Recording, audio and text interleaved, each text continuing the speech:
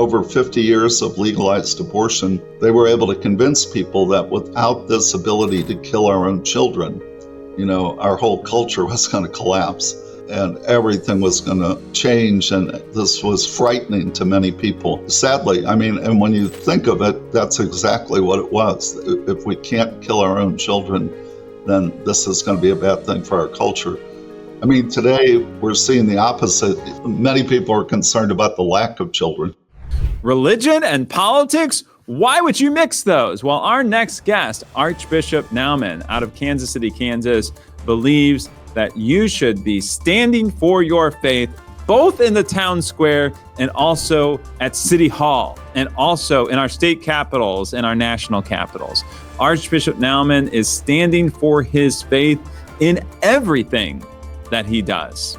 And so one of the things we're going to be talking about today is the Dobbs decision of several years ago that overturned Roe versus Wade at the Supreme Court level.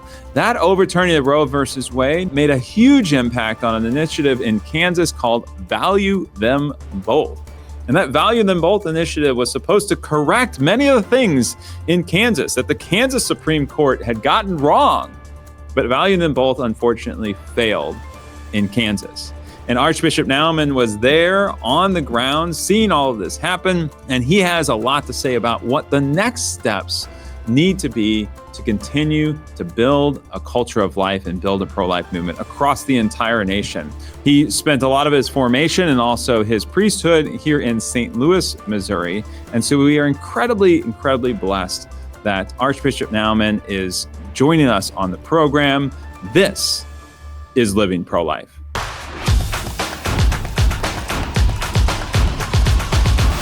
Hello and welcome to Living Pro-Life. We're so excited about our next guest, Archbishop Emeritus, Archbishop Naumann from the Kansas City, Kansas area. He's also the former chairman of the Pro-Life Committee of the USCCB. Welcome to the program. Thank you. Good to be with you and your listeners, Brian. I was so excited then we were able to book you for a few minutes, but I hear your schedule is a little bit more cleared out now that you are, quote, officially retired, correct? Yeah, I'm officially retired from the responsibility of being the Archbishop of the Archdiocese of Kansas City and Kansas, which means I'm freed up from a lot of administration from the responsibility of that office, but it's like being a priest or a bishop, it's like being married. You never retired from that. And I can focus more on exercising my pastoral ministry as a priest and bishop. Thank you again for taking a few times with us. And we wanted to have a little bit more informal conversation about the pro-life movement, conservative movements, but then also just to get to know you just a little bit better, maybe the part of Archbishop Naumann that maybe people don't really know. So we actually wanted to start a little bit back in your history. I know you're a St. Louisan, or at least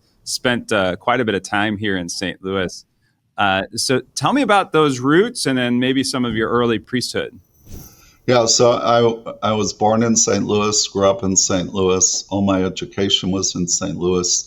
I entered the seminary very early, which wasn't unusual at that time. I went into the seminary at high school age and went all the way through in St. Louis through the seminary system. So high school, college, and then 4 years of theology. And then was ordained a priest for the Archdiocese of St. Louis. I served there for almost half of my priesthood. I became a bishop in 1997 as an auxiliary bishop in St. Louis. And for a short time, I was the administrator when the current archbishop had been transferred to Philadelphia until a new bishop was appointed.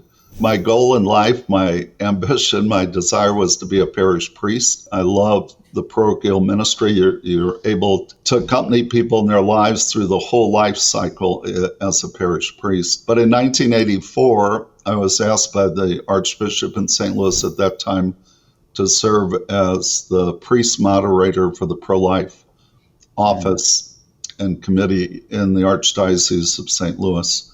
So that really brought me into the pro-life movement. Sometimes I say it's somewhat, it is true. I was asked to do this right after the Democratic Convention in 1984 when Geraldine Ferraro was nominated as vice president first woman to ever be nominated for one of the highest offices in the country, and she was Catholic, but immediately she attempted to distance herself from the church's teaching on the sanctity of life and used a lot of the rhetoric that's become very familiar in terms of being pro-choice and not wanting to inflict her beliefs on others. That really distressed me, and so I give her credit in one sense. When I was asked by the Archbishop to consider this, I told him I didn't feel very well qualified. I hadn't even been the chaplain for the pro-life committees in the parishes where I had served. But if there was anything I could do to help protect children, help protect mothers from the tragedy that's every abortion, anything I could do to restore our country's historic respect for the sanctity of human life, I was open to doing that. In 1984, at least in Missouri, that was the height of abortions in Missouri. There was more than 20,000 abortions happening in Missouri at that time. So what a time to come into the pro-life movement. Yeah, it was. And it brought me into association with some remarkable people. I mean, in the pro-life movement, you meet incredible people that are giving their lives in service for those that'll never really know that they serve them in a large measure. And so you meet some really beautiful people, highly motivated people in all areas, really all dimensions of the pro-life movement. And it gave me the motivation and the luxury really to study the issues in a much greater way than I probably would have had I just continued to serve as a parish priest. It's been a tremendous blessing in my life, an important part of my priesthood. And as the coordinator, the church has a pastoral plan for pro-life activities that has 4 pillars to it. And the first is prayer as the foundation of everything we do.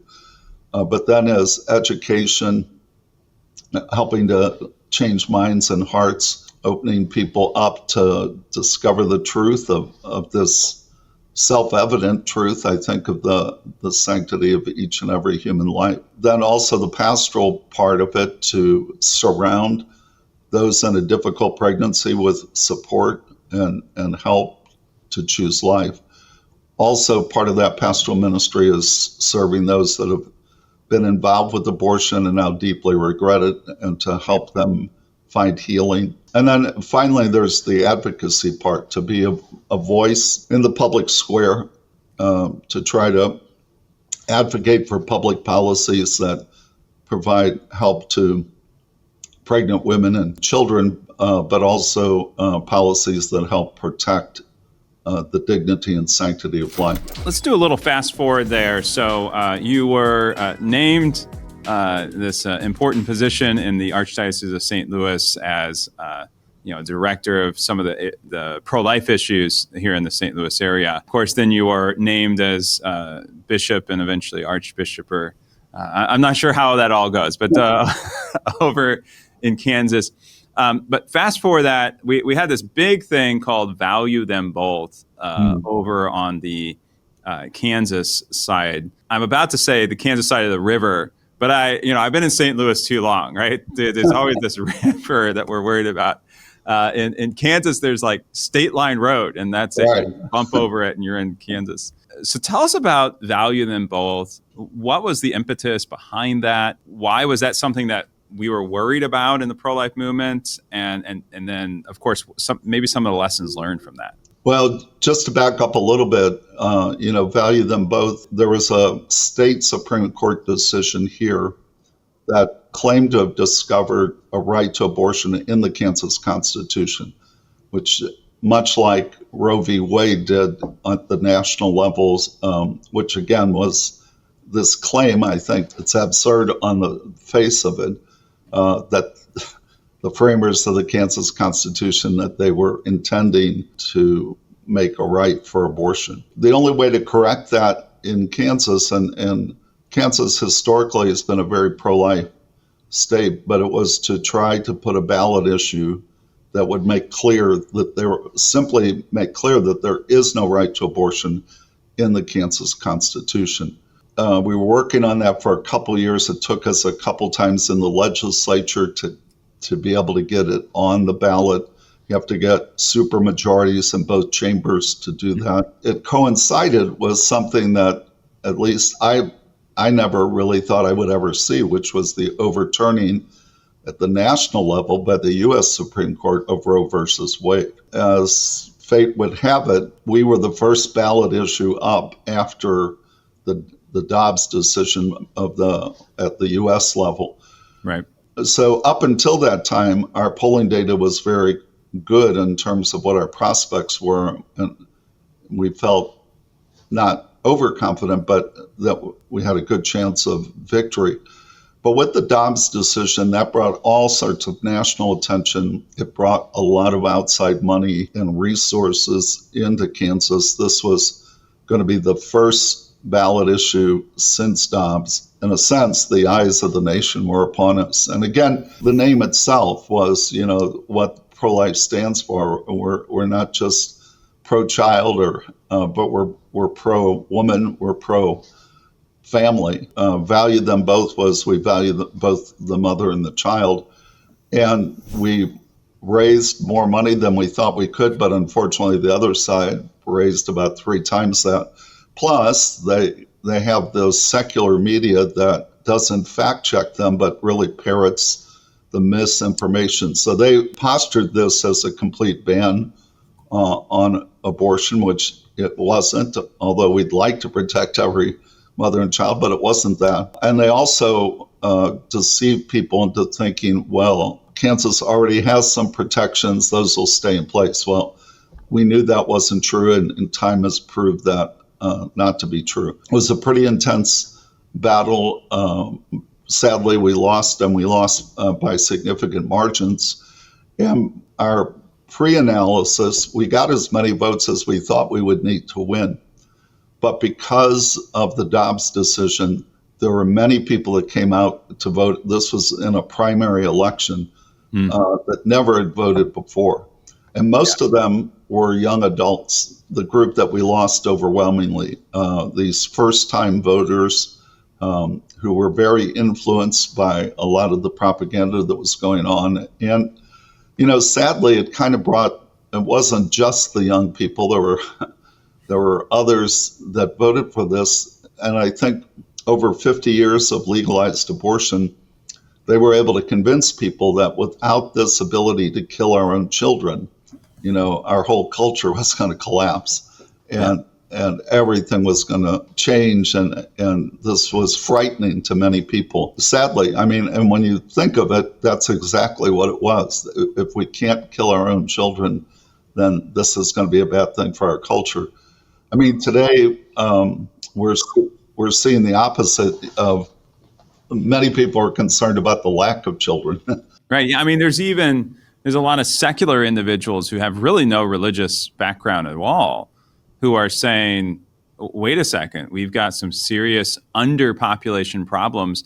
We just look to Europe and see what's happening in Europe and even over in Japan and China. Look at China. It was one child policy for so long, decades and decades. And now they don't have enough young women for these men to marry, and they're in hard times. Japan is even worse. Europe is even worse. And the United States is not far behind them. The only thing holding up the United States right now is immigration that holds our population steady at this point. We're below replacement level already in this country.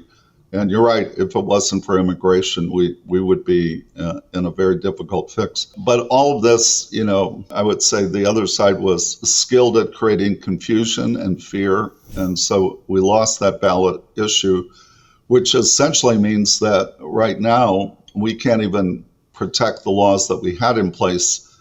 There's very little we can do at a legislative level, although our legislators got creative and they are providing more money for the abortion alternatives programs. They are providing different ways to try and assist on that level. And really, a lot of our focus has turned to that, is what can we do? What we can't do through the law, what can we do with law to protect women and children from the tragedy of abortion? So, kind of 2 questions. One is, there's a lot of people who say that, well, those who are religious should maybe steer clear of politics, that politics is dirty business. The last thing we want to do is get involved with politics. And so I think that's number one. Like, why would those who are religiously compelled or religious in nature even bother with this political thing? God can take care of it anyways. And then secondarily is, what are some of the lessons that might be learned from Value Them Both? I know it was a failure, but what could we actually listen to and understand of what are those lessons we can learn from it? Yeah. So on that first question, I think that politics, it does have a dirty word. And in the church itself, the Catholic Church, since our very beginning in this country, we decided that it wasn't the church's role to endorse candidates or political parties. So from that aspect, we don't get involved in politics. That said, we still have a responsibility to form the consciences of our people and to help them to be aware of what are the moral issues that are at stake in every election. So we don't tell people how to vote or who to vote for, but we do try to help them understand what are the key issues with the moral implication and what are the priorities within those issues. So, sometimes I've been accused of being political, and I'm not political. I've never endorsed a party or a candidate, but I am involved in advocacy. And it's really a way to try to silence the church and silence people of faith by using this like there's something wrong if we speak about this. Actually, there's nothing in the Constitution that would prohibit churches from endorsing candidates. And there are some churches that do. We've always felt that wasn't the role of the church in the country, was to form consciences, but not to get, because if we endorse a particular candidate today, he may change his policies tomorrow. And, right. And we didn't want to ever attach the reputation of the church to a political party or political candidates. But we did want to, we have an obligation to speak about these important moral issues.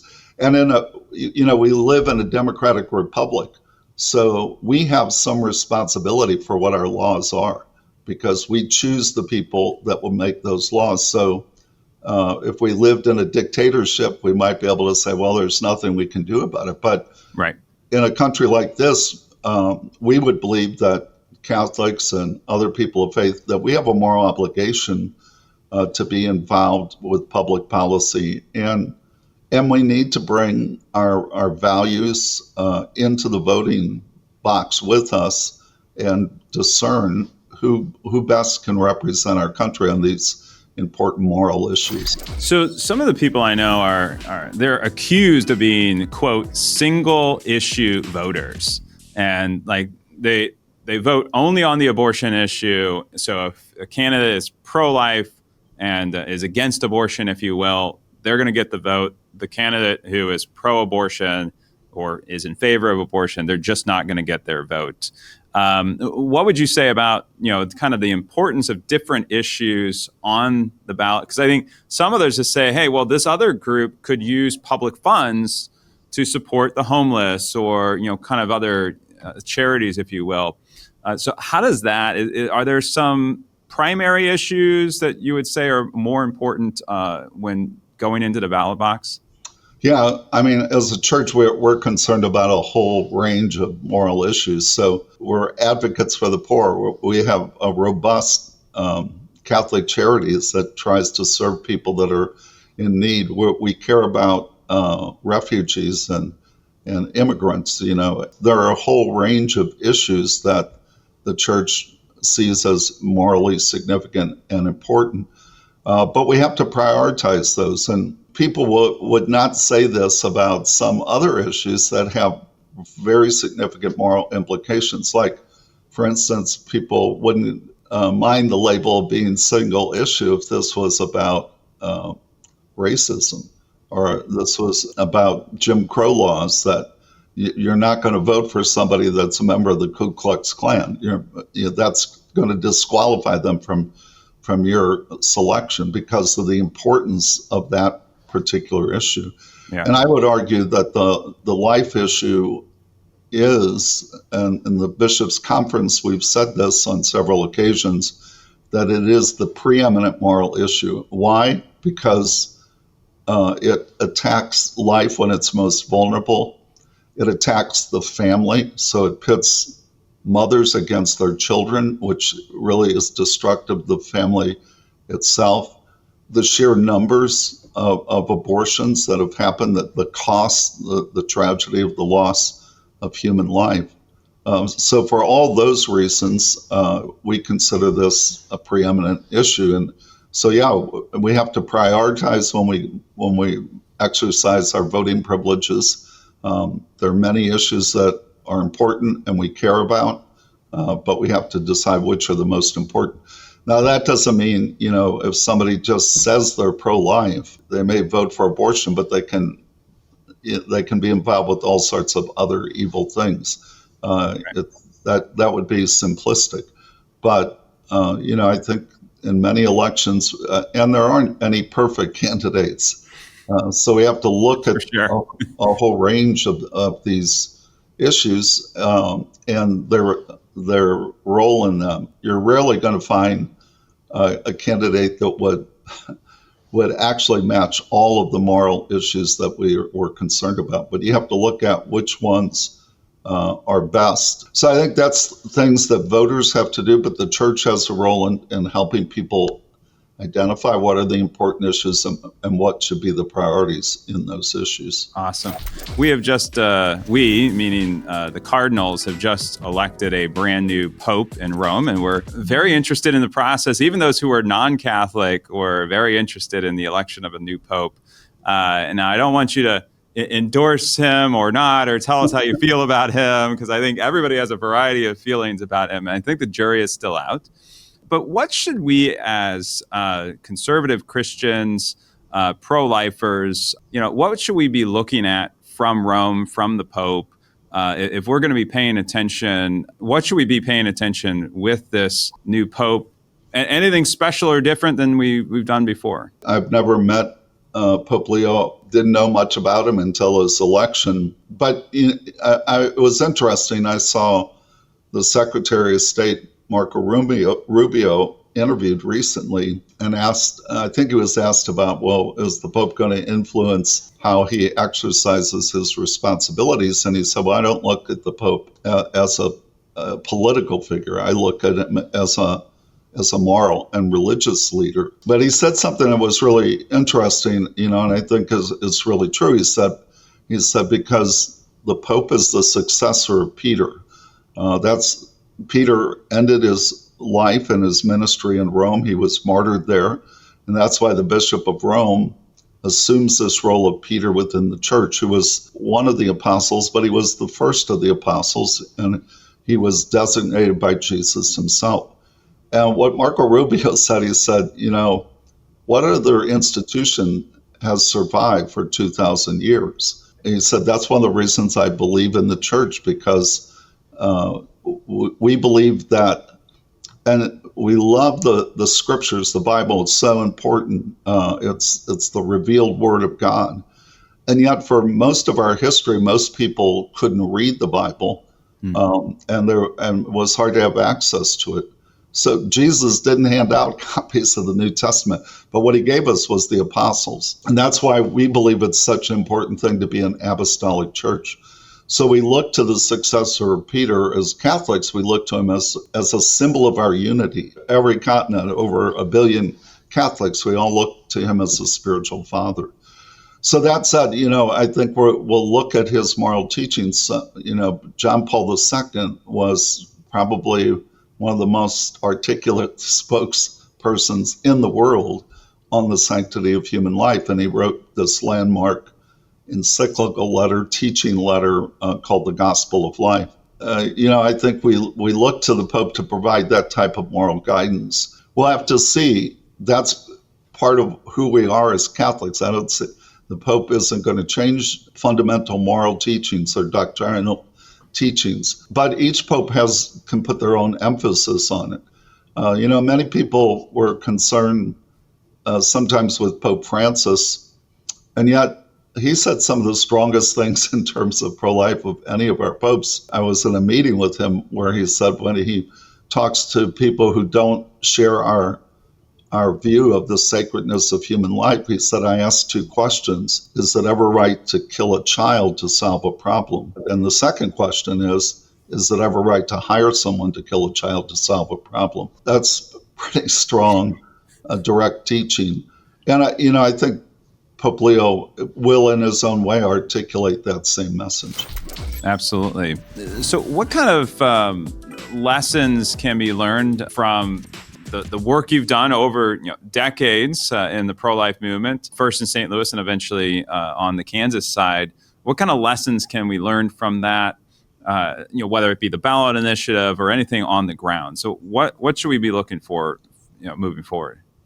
Yeah, I mean, I think we have to reach people's hearts. And I think that's one of the things we learned on the ballot issue. I mean, we had very logical ads, but we have to reach people's hearts. So many decisions are made on the emotional level, I think, in our culture today. And that means we have to tell the stories. And I think there are many ways that we can do that. I, was involved with the founding of a Missouri organization called the Vitae Foundation. I mean, from the beginning, their inception, it was to reach minds, to change hearts, to save lives. And so I think education and being knowledgeable is important.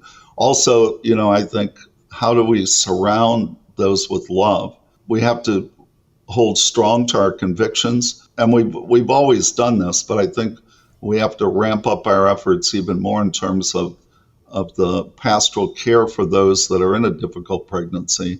And it's one of the beautiful things that God has brought out of the tragedy of legalized abortion is this incredible number of pregnancy resource centers, crisis pregnancy centers. Maybe they get some state money these days, but it's people making heroic sacrifices to help those that are in difficult pregnancies. So I think we have to lead kind of with those issues to really awaken people's minds and hearts that each life is sacred. And it's somewhat remarkable that in our time of all times, when we have this technology that can help us, we have a window into the womb, and we can actually see the new life being formed and developed from its very earliest stages.